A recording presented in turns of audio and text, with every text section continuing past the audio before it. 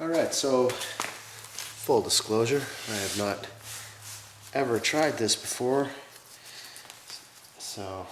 but I would say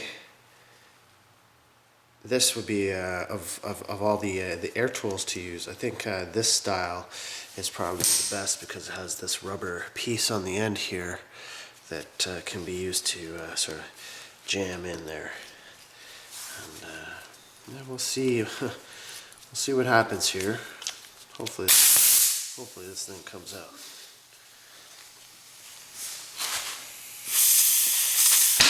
Oh, nice. Wow.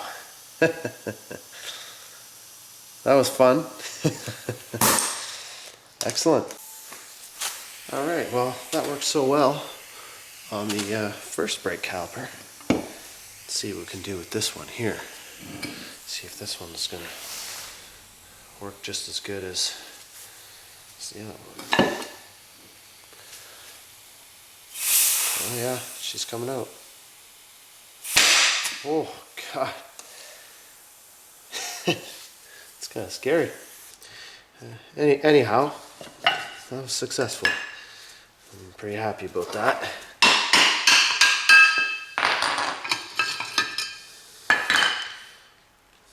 Analyze these pistons. This one seems really good shape.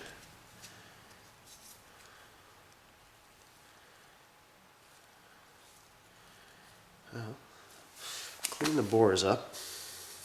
A bit of rust here on the back.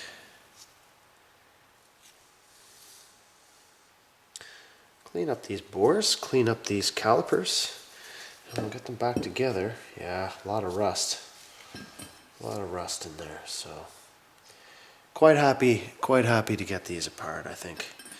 I think they definitely needed to be cleaned out and so on and so forth. Anyways, I hope you enjoyed that video, and stick around.